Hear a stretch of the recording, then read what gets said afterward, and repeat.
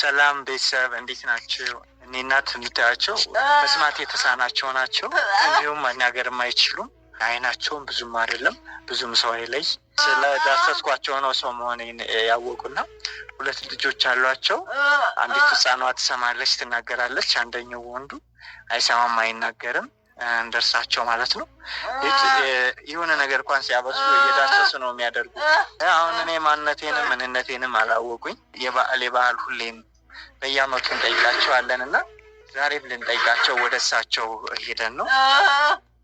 በጣም ነው የሚያሳዝኑ። እኔ እናት የሚኖሩት ከዚች ቤት ነው ከልጆቻቸው ጋር። ስለዳሰሱኝ ሰው መሆኔን ስላወቁ ብቻ ደስተኛ ናቸው። እንደምታያቸው እየሳቁ ነው። ይኸው ምሳ ብሉ እያለችን ነው። ምሳ ብሉ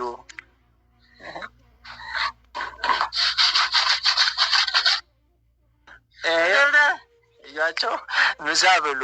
እንግዲህ አይናቸው በደንብ አያይም፣ አላወቁኝም ብያቸዋለሁ። ሰው መሆኔን ስላወቁ ብቻ እጣቴ እንዳሰሱ የእሳቸው ልጅ እንዳልሆንኩ አወቁ። አሁን ይኸው ምሳ ብሉ እያሉን ነው። ቁጭ በሉ ይኸው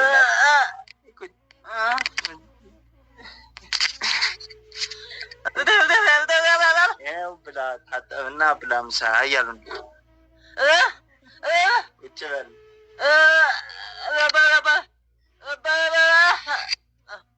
አሁን በልቻለሁ። እኔ ምስኪናት አይዞሽ። ለእናታችን ለዕለት ቀን ለሚሆን ገዝተን ዘንላቸው እየሄድን ነው። ይህን ቪዲዮ ለብዙ ሰው እንዲደርስ ሸር አድርጉልን። አብራችሁን ቆዩ። አመሰግናለሁ።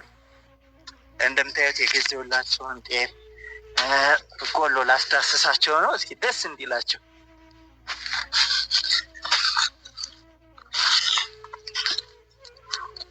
ይኸው ዳሰሱት።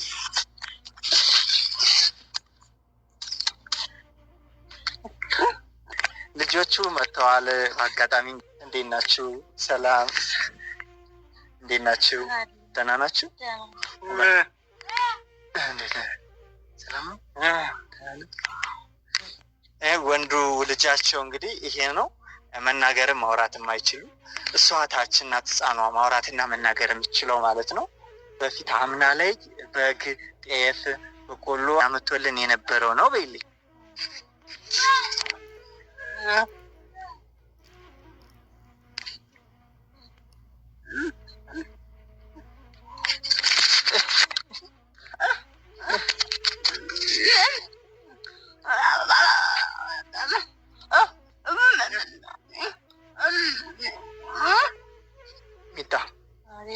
ይኸውልሽ ማማን ምን ትያቸዋለሽ መሰለሽ? ጤፍ በቆሎ መቶልዎታል። ከዛ ውጭ ደግሞ ለበዓል የምትውሉበት በግ የምትገዙበት፣ በርበሬ፣ ጨው የምትገዙበት ይሄ 10,000 ብር ነው።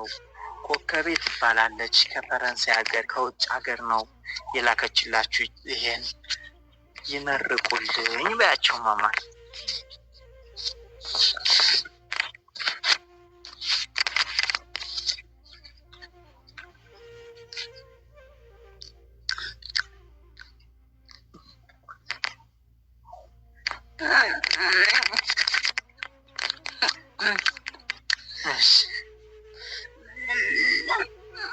እነዚህ እናት ጋር እግዚአብሔር አለ። ምንም የሚያውቁ እናት ናቸው።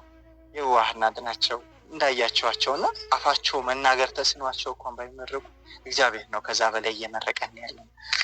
እግዚአብሔር ስትጀነ አሜን። ታረኩ አሜን። እግዚአብሔር ጀምሮ ላይ ያቆይልን አሜን።